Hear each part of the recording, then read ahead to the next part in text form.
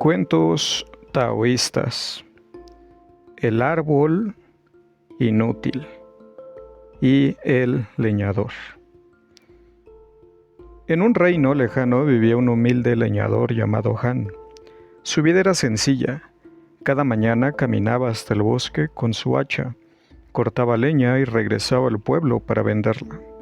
No soñaba con riquezas ni con honores, pero sí con tranquilidad, pues los impuestos y las guerras lo agobiaban como a todos. Una tarde, al internarse más allá de los senderos habituales, Han descubrió un árbol inmenso, de tronco retorcido y copa ancha que parecía abrazar el cielo. Lo rodeaban pájaros y sombras frescas. Han lo observó con asombro. Jamás había visto madera tan grande. Sin embargo, al acercarse descubrió que el tronco estaba lleno de nudos y resina.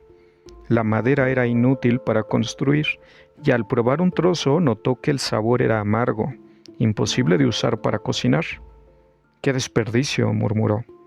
Un árbol tan viejo y grande, y sin embargo inútil. No sirve para vigas, ni para barcos, ni siquiera para un fuego. Con desdén, lo dejó atrás y siguió su camino. Esa noche soñó con el árbol. En el sueño, el árbol le habló con voz profunda. ¿Por qué me llamas inútil?, preguntó el árbol. Tú juzgas todo con base en el provecho inmediato. Si se puede vender, si se puede quemar, si se puede construir. Pero dime, ¿qué le ocurre a los árboles rectos, sin nudos de madera perfecta? Los hombres los cortan cuando aún son jóvenes. Se convierten en mesas, ruedas, techos y remos. ¿Y qué me ocurre a mí? Inútil para ustedes, inútil para el mercado. He vivido cientos de años, mis ramas cobijan a las aves, mis raíces beben de los manantiales y mis hojas dan sombra a los caminantes. Han despertó sudando, confundido. Días después, una gran tormenta azotó la región. El río creció, los campos se inundaron y muchas casas colapsaron. El leñador perdió parte de su humilde choza.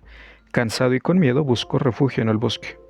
Vagó bajo la lluvia hasta que, exhausto, encontró de nuevo aquel árbol inmenso.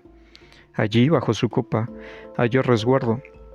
El agua no penetraba el espeso follaje, y el tronco, aunque torcido, era firme como una montaña. Al pasar la tormenta, Han comprendió. El árbol que había despreciado como inútil era el que le había salvado la vida. Desde entonces, dejó de juzgar las cosas solo por su valor inmediato. Aprendió que lo inútil también tiene un lugar en el orden del Tao, y que la vida no siempre se mide en monedas, ni en herramientas, ni en guerras. Con los años, el leñador transmitió esta enseñanza a su hijo. No todo lo que es útil dura, y no todo lo que parece inútil carece de sentido. A veces, solo quien se libra de la utilidad de los hombres alcanza la libertad verdadera. Da like, comenta, suscríbete para hacer posibles más relatos como este.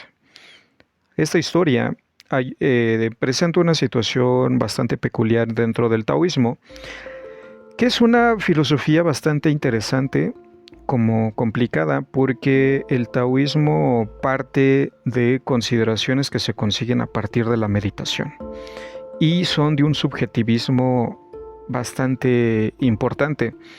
Es decir, uno al meditar tiene percepciones alteradas por la misma situación de la meditación. Quien lo haya hecho o lo vaya a intentar va a notar este tipo de cosas que uno percibe o nota y que son totalmente opuestas al racionalismo científico que nosotros consideramos parte del método científico. Sí, el taoísmo presenta una percepción bastante subjetivista al extremo, de manera que cada filósofo taoísta, cada cuento taoísta da una percepción y una opinión bastante específica y concreta a partir de la personalidad de quien la emite. Esto parecería una obviedad, pero la situación con el taoísmo es que presenta, por ejemplo, historias como esta y cada quien da su opinión. Hay, por ejemplo, quien podría decir que ese retorcimiento se debe a la inmoralidad y al desorden y tal. Mientras que otros considerarían que ese retorcimiento pues es simplemente una salida o una postura distinta a la que, por ejemplo, aquí se menciona de manera explícita el mercado ofrece.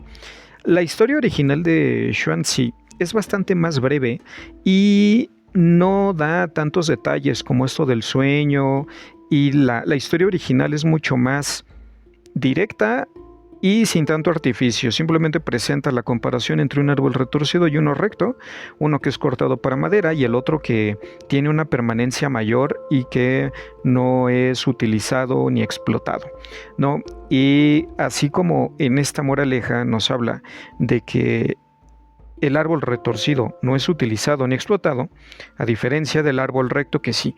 Entonces, cuando nosotros le ponemos moralidad a esta historia, ¿no?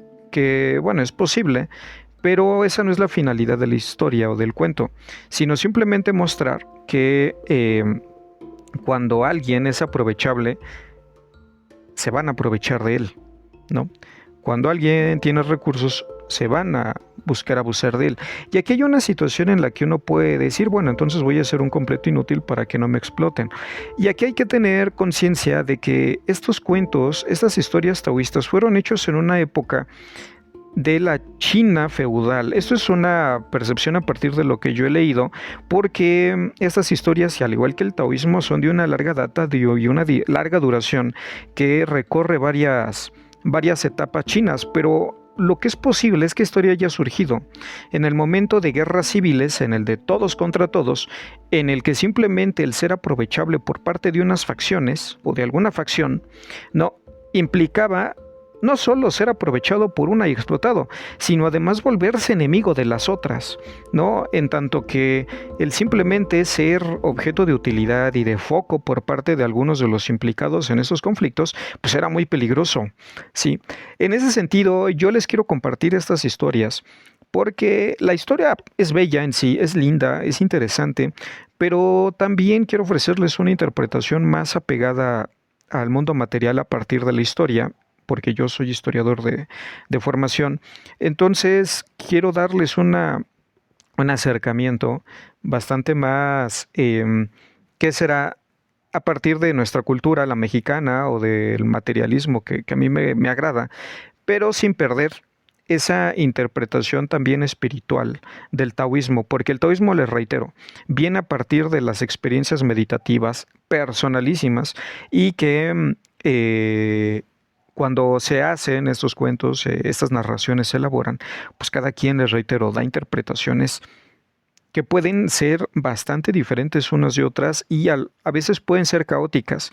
Sin embargo, esta brújula, a partir de esta interpretación, pues permite tener posibilidades y saber por qué estas figuras retóricas, estas metáforas se utilizan de esa manera.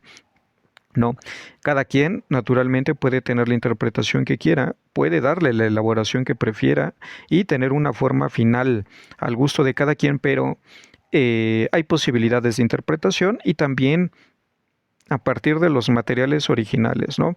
Les reitero, la narración es bastante más corta. Esta es una reelaboración un poquito más extensa, ¿no? Que busca dar más detalles y también darle un poco más de drama. Y bueno, espero que hayan disfrutado esta pequeña y breve historia. Les agradezco, ya saben, compartan, den like y bueno, suscríbanse para tener más material como este. Les agradezco.